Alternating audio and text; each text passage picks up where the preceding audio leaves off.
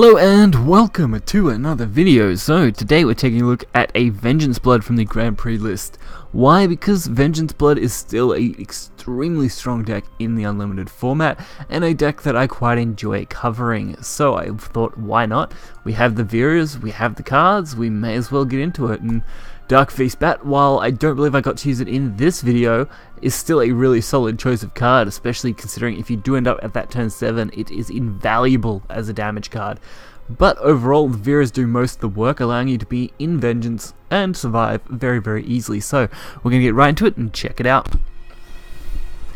And first up is Haven. Blood does a fairly good job at dealing with Haven for the most part, mainly because Dark Feast Bat and Vera both work well together as a combination. Vera allows you to protect your health, while Dark Bat allows you to dish out mass amounts of damage.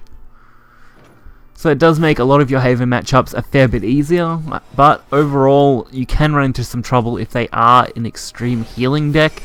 That can really make things difficult, but not impossible. Starting off with a Urias on 2 is always good, and since we do have a second one, we are looking at a very solid lineup.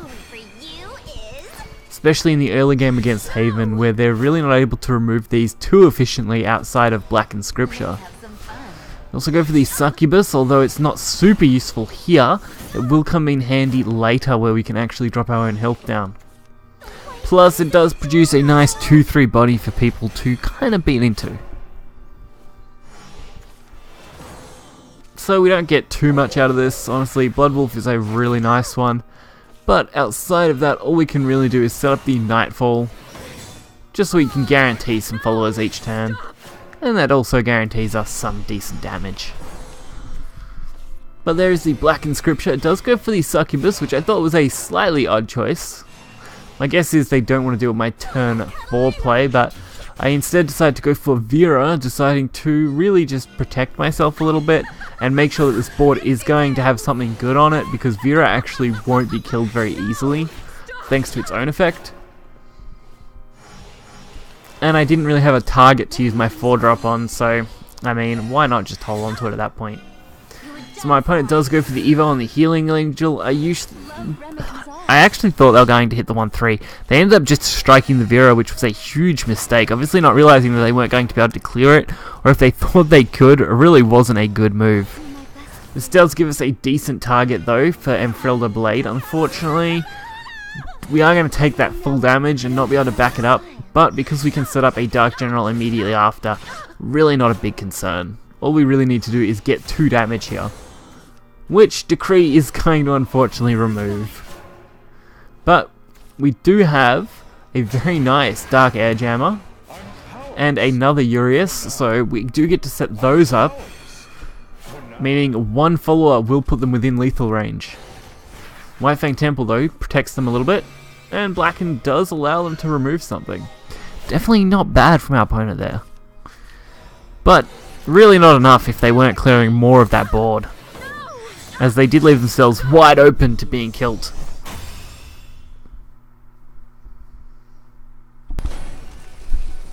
So a pretty dangerous class in Unlimited Sword.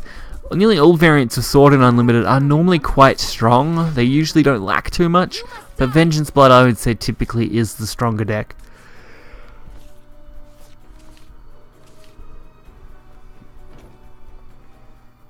We start off with a pretty decent first hand. I mean, the Flower Bed is a really good way to boost that Dark Feast Bat up, which is what you really want to be able to do. Plus, the 1 pings to your opponent can help out in the long run quite a bit, especially in a sword matchup. There is our Dark Feast Bat, so we did manage to at least get it into our hand early, which is always good. We have put ourselves quite low. This is where something like Succubus is actually really good, because you can take full advantage of it. Fortunately, we don't get that, but we do have our Devil of Vengeance, plus we have the Belf, so we actually got a pretty decent setup. So we are actually going to be able to take advantage of that completely. And next turn, a pretty comfortable Vera play. So now we have double Dark Feast Bat, like I said, can't really go wrong with those. Become my castle rook. And really, most of the cards they've played now aren't a problem for us. They can't really remove anything big here. They went for face damage instead of doing anything else. Diablo Drain is going to heal us, Vera will protect us, and we can pretty safely go face. Plus, a Spiderweb Imp play, again, going to be pretty solid. So we're going to be able to get pretty good 8 damage and leave them pretty vulnerable. So they do have the Roland. They were definitely the more aggressive sword deck here. But it's not doing too much good for them. So we do miss, unfortunately, our Dark Feast Bat turn because this isn't really going to be enough for them. We have got the double clear here with our Evo, which is going to be really good. Plus one of these 4/4s, and the other two will go face 4 lethal. One more turn and we could have used Dark Feast Bat, but we just really had no use for it at this point.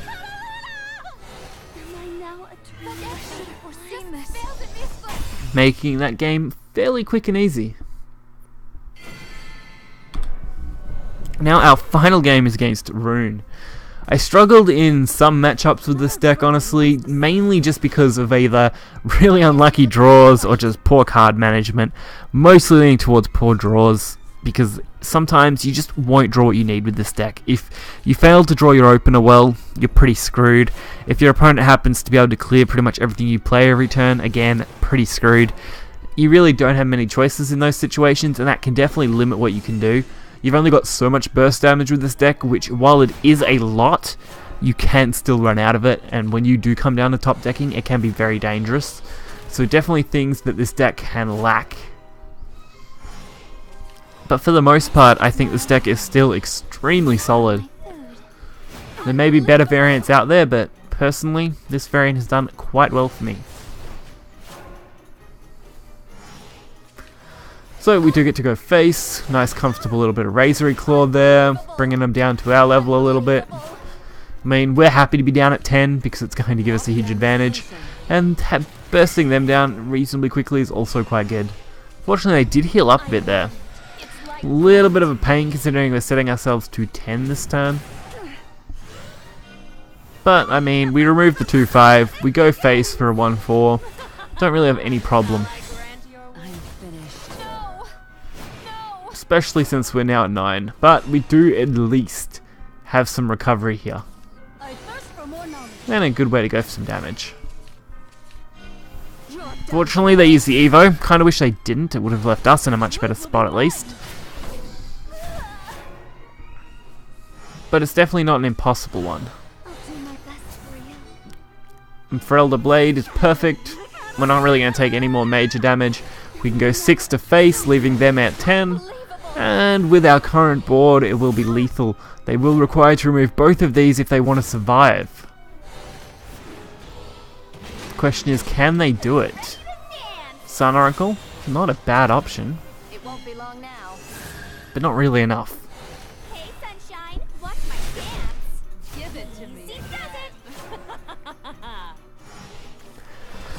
It's really not going to be enough for them, unfortunately. I mean, we're going to remove this fairly easily, get this 4 damage down, go face, I mean, 12 damage, pretty much victory at that point. It's really not difficult for us to win this. I'm through.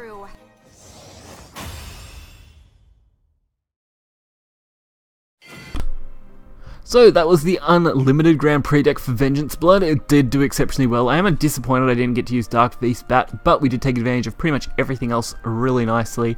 Blade definitely doing some work, Vera doing some amazing work, and overall just really solid deck. Dark Feast Bat's just kind of that icing on top where you can pull lethals out your ass, which is always good. So if you did enjoy this video, be sure to hit the like button and subscribe. You will find this in the link in the description below, the deck list, which is always handy, and I'll catch you guys next time. See ya.